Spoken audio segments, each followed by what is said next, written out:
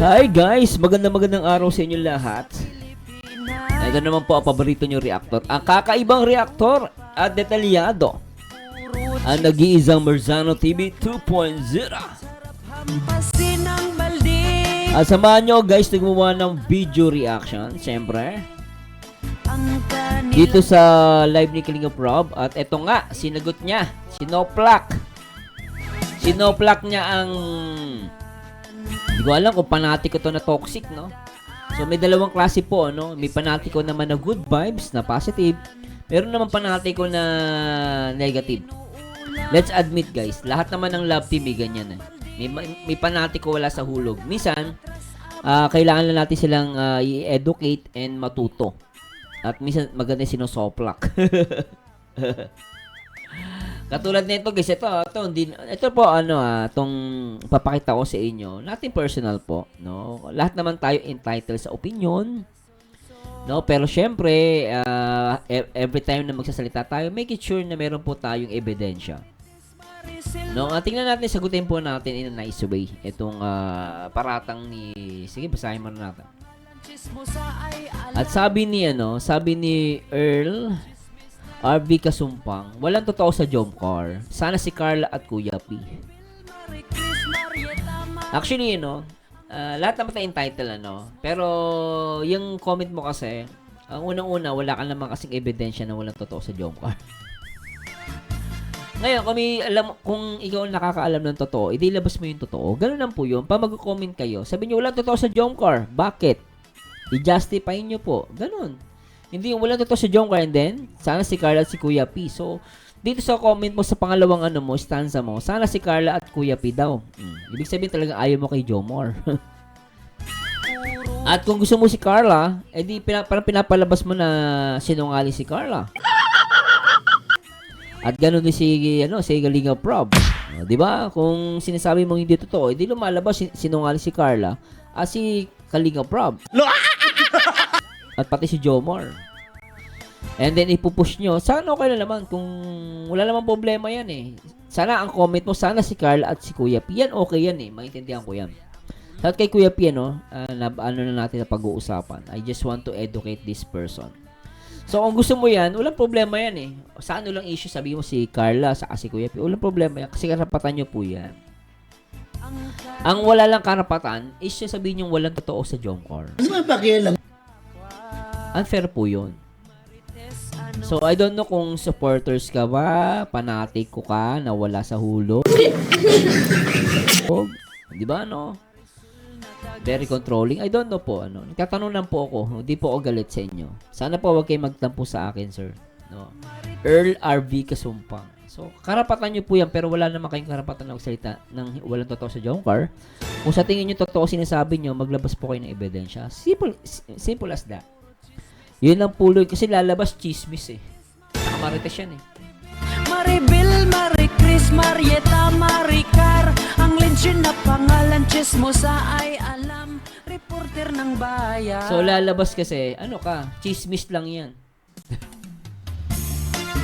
Diba? Lalabas chismis lang yan guys. Diba So natin personal din sa nag-comment. So, karapatan nyo po yan, pero sana, kung sa totoo sinasabi nyo, wala totoo sa Jomcar, ilabas nyo na lang po totoo, ha? Okay? Sinagot ko lang po kayo, ha? Di ko kayo inaaway. It's a nice way na, kasi lalabas, sinungaling si Kalinga Prob, si Jomar at si Carla. Gano'n lang po yun. Lalabas, chismis lang kasi yan. Anyway guys, tingnan natin i-react tong ni Kalinga Prob at pakinggan natin to. Ito nga, sinoplak niya ang basher o ang toxic. I don't know kung panatiko na toxic to. Wala sa hulog. Shoutout po sa lahat ng mga Jomcar. Siyempre, shoutout muna kay Kuya Bal, Ate Edna, Kalinga Prob. At siyempre, sa lahat ng mga viewers natin mula Luzon, Visayas at Mindanao. At simulan natin ito guys. Tara.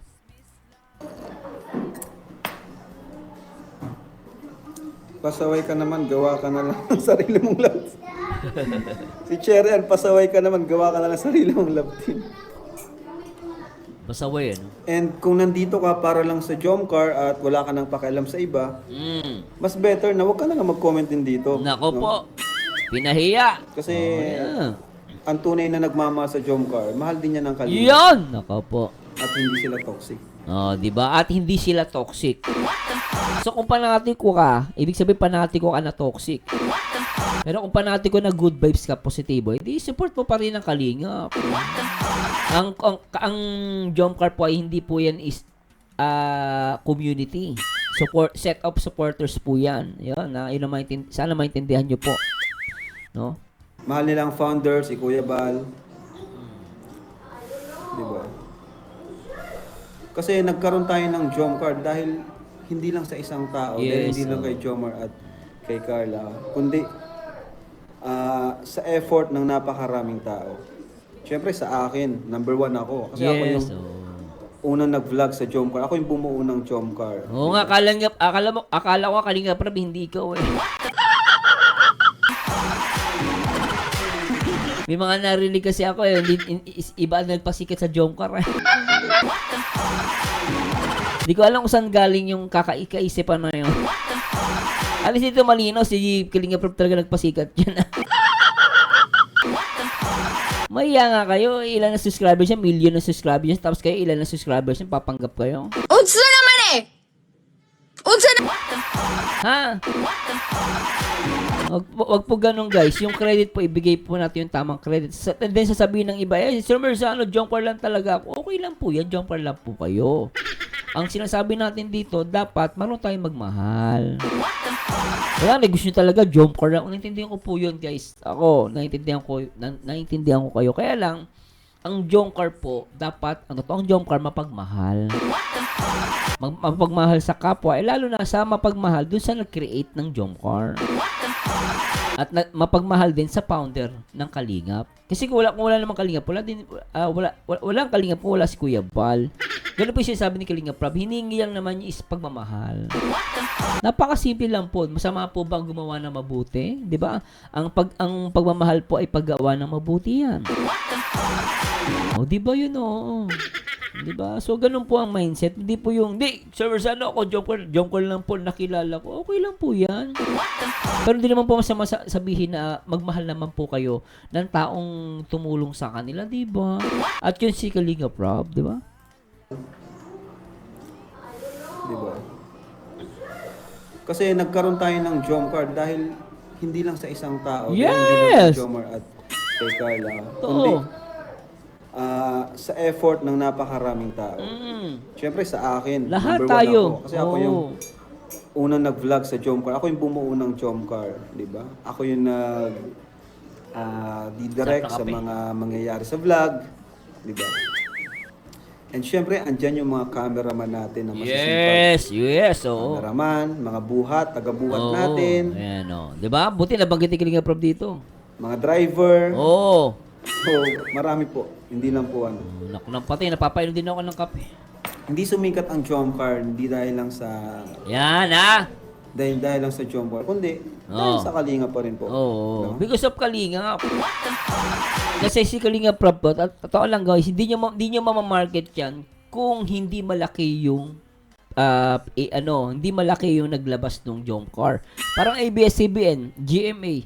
Pag diyan mo inilabas yun, sisikat yun kasi malaki yung network nila. Parang ganoon din po yung kay Kalingap Rob. No? Kung ang Jomcar inilabas niya sa iba, baka hindi yan pa sumikat yan eh. Hindi yan mapapansin eh. Kaya napansin yan because of kay Kalingap Rob sa channel niya. At the same time, syempre mahusay ang Jomcar eh. Mas nakikilala at napapansin. Kaya maraming content creator magagaling eh. Marami diyang content creator sobrang gagaling. Ang tawag doon, underrated. Pag tinignan mo yung content, napakaganda, pero ang konti ng followers and viewers and subscribers, nakakalungkot. Pero ganun talaga eh. Kasi network niya maliit lang. Pero kung malaki yung network mo, madali kang sumikat. Real talk po yan. Ako, nagsasalita po ako as a content creator. Hindi lang po ako as a viewers.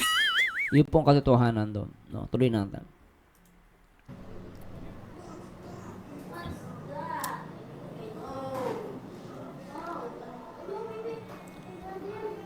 Cherry ang bitter mo. Basta vlog ng Kalingap. Lahat yung pinapanood. Oy, salamat po. Oh, ganon. No? Di ba? May mga Jomcar ganyan eh. Oh. Yung ganun, para wala po. Tsaka hindi naman kayo pinipilit eh. Nasa inyo po yun. Nasa inyo yun. Pero sana mapagmahal Bakit yan kayo. ang ibang love team? Ay, kaya naman pala. Ganun ba? Alam nyo sa mga ganyang comment, lalong napapahamak si Carla. Totoo. Ma'am Cherry Ann. Sa mga comment nyo ganyan, lalong mapapahamak Cherry Ann. Cherry Ann ang pangalan. Ako, lintik. Totoo naman. si Carla po dyan. Oo. Kasi magre-reflect yan sa Jomcar. Totoo. Kung inaaway niyang ibang love team, ang away naman nila is yung Jomcar. Di ba Totoo. kawawa naman sila Carla at Jomcar Napating yun, oh. na nananahimik. Oh, tama naman si Kalinga Prab doon.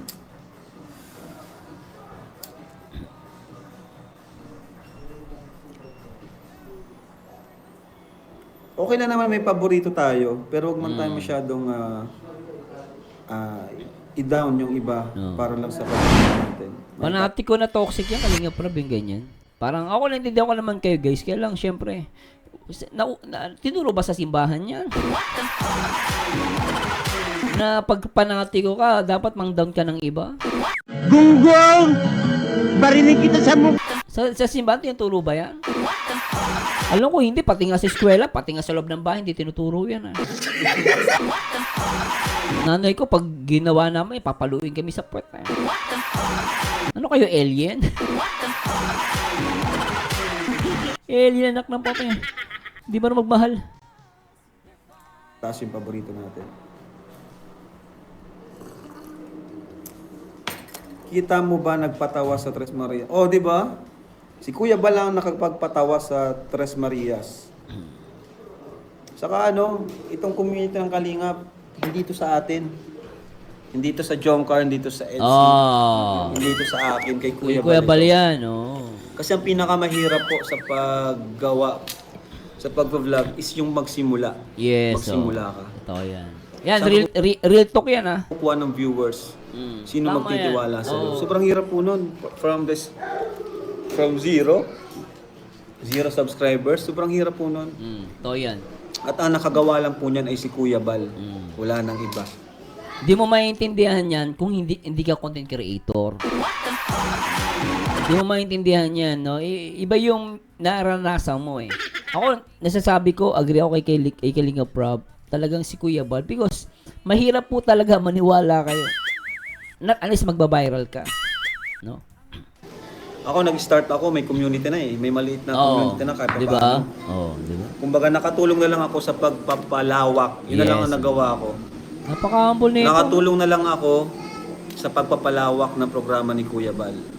Napaka-humble mo, Kalinga Prab. Nako, totoo lang guys, ha. Ito, lalo ang bumili kay Kalinga Prab, hindi siya mayabang. Yung iba nga, akala mo kung sino magsalita, eh. Si Kalinga Prab, anak na yan, ha. Anak na yan. Pero hindi siya mayabang. Dito ako natuwa kay Kalinga Prab. Biro mo, ha. Hindi siya mayabang, oh. Ang galing mo pala dyan Hindi ko alam Nakatulong na lang ako sa pagpapalawak ng programa ni Kuya Bal. Siyempre, nagamit ko yung talent ko. Oh, di ba? Nagamit ko yung mga napag-aralan ko din. Oo. So, siyempre, yung mga natutunan ko din. Nagamit ko kay Kuya, yung natutunan ko sa pag-vlog ni Kuya Bal. Kaya, walang dapat ipagmalaki dito ang kahit na sino. Kahit nga ako kahit ang taas na subscribers ko, di ko siya pinagmamayabang na yan ay dahil lang sa akin. Kasi di ko Putek, oh, naman putek. magagawa yan kung walang community na naitanim ni Kuya Bal. Nakaputik. Sige, ha. Mag-claim pa kayo, ha. Magyabang pa kayo. Yung mga nagsasabi na sila nagpasikat sa Jomcar, mahiya kayo. Huwag yung nagawa yung gagawin niya, tatawanan ko kayo. Mga lintik ang puta. Mahiya kayo, tignan nyo guys, ha. Si Kalinga Prab, million ng subscribers. Never yan nagyabang. Tahimik nga lang yan, eh. Ngayon na siya nagsalita because meron naninira sa kanya. Ngayon, sinoplak niya. Ang tanggal ng panga mo, tanga. Kahit nga ako kahit ang taas na subscribers ko, di ko siya pinagmamayabang na yan ay dahil lang sa akin. Kita mo. Kasi hindi ko naman magagawa yan kung walang community na naitanim ni Kuya Bal. Putik ka. Diba? Kasi nung nagsisimula ako, subscribers ko siguro 30 or 50 subscribers. Ang views ko maabot na siya ng 40,000, Di ba? 30,000, Okay, tita nyo. 80,000. Di ba? Tanda ko ang mga binablog ko nun, sila Lola Azon, yan, Lola Edit. Di ba? Yan yung mga binablog ko nun, sila Bombay. At ang views ko, ang tataas na nun. Sobrang Diba? taas po sa subscribers ko. Ang subscribers ko pa lang nun, siguro nasa 80,000, 100,000. Kaya, yun po. Mahirap po mag-start. Di ba? Totoo yan, ha? Ako siya, totoo yan. Yan ang pinakamahirap yung magsimula. Totoo yan, So, guys. tingin nyo ba pang ganito na lang, imagine nyo po, si Jomar at si Carla, walang nakakilala sa kanila. Then, Ayan. magbablog silang dalawa. Wala. Sa tingin nyo, bumabiral po sila ng ganun. Ako masasagot, Kalinga Prab. Hindi. Pero may possibility. Pero malaki ang chance na hindi. Hindi sila mapapansin. Kasi ang Kalinga, pero ng mga reactor, may set of reactor, yung mga vlogger na nag-hype. Para sa akin guys, hindi ko po dinadown. Ako sabi ko nga sa inyo guys, maraming underrated content o mga vlogger sa Pilipinas. Hindi sila sikat, pero mahusay silang ganda ng content. Nagkataon lang na hindi sila sumisikat kasi ang baba ng community at followers nila, subscribers nila. Ganun po sa social media. May possibility na mag-viral sila pero maliit ang chance na ma-promote ng ganon. Huwag niyo mapagkamalian guys, ha. I love Jomcar, pero in reality, sa mata namin as a content creator, agree ako dun kay Kalinga Prab. Hindi pagyayabang yun. Hindi pagyayabang yun. Napakahirap mag-viral, no? Not unless yan. Ang Jomcar nakilala na lang dahil malaki talaga channel ni Kalinga Prab. Ganito na lang, imagine nyo po, si Jomar at si Carla, walang nakakilala sa kanila. Then, magbablog silang dalawa. Oh. Sa tingin nyo, bumabiral po sila ng ganun. Hindi. Di ba hindi? Oo. Imposible yun. Napaka-imposible. May chance Kalinga Prab pero maliit yung maliit. Kasi may mga nagba-viral, 'di ba? May mga nagba-viral pero maliit yung chance talaga. Lalo na ngayon, ang daming competitive, may competition. Dumami ang mga vlogger. So mahirap ka mapansin. Totoo na, talos magbubus ka pa, ganun. Mahirap. Tapos wala naman kayong mga reactor, wala kayong mga vlogger na mag-hype. Napakahirap. So marami po yung factor kung bakit nandyan ngayon ang Jomcar, ang EDSI sa kinatatayuan nila ngayon. Ito. Number 1 syempre, dahil kay Kuya Bal. Totoo yan, Kasi siya yung nag-start ng Kalinga. Totoo yan. Pati nga po si Edo hanggang ngayon di nagbabago eh. Alam ni Eds talaga yung salitang yung utang na loob talaga. Diba? Si Eds, kahit anong sabihin mo dyan, susundin niya. Kita mo yan? Ganun na ganun pa rin siya. Nung nag-start kami, ganun na ganun pa rin si Eds. Diba?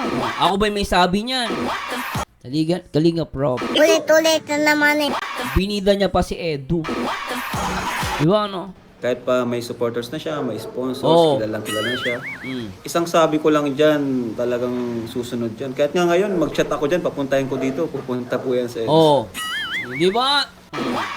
Ako ba may sabi niyan? Si Kalinga Prab. Hindi ko binibila si Edu. Naniniwala ako sa sinasabi ni Kalinga Prab. Ganun si Papa, ituloy natin. Pati sila, sila Dan, sila Joms, Oo. ganun din po yan mga yan. Kasi alam nila yung salitang pasasalamat Oo. at utang na loob sa Di kanila. ba? Diba? Anyway, guys, saglit na reaction video lang to. Sana naintindihan nyo. Kaya yung mga panatiko dyan, sana magising kayo sa katotohanan, ha? Baka may marinig na naman ako, nagpasikat sa Jomcar, si ganito, si ganyan. Wag pong ganun, guys. Mahiya tayo sa mismong anak ng Kalingap. No, yung isa sa mga founder.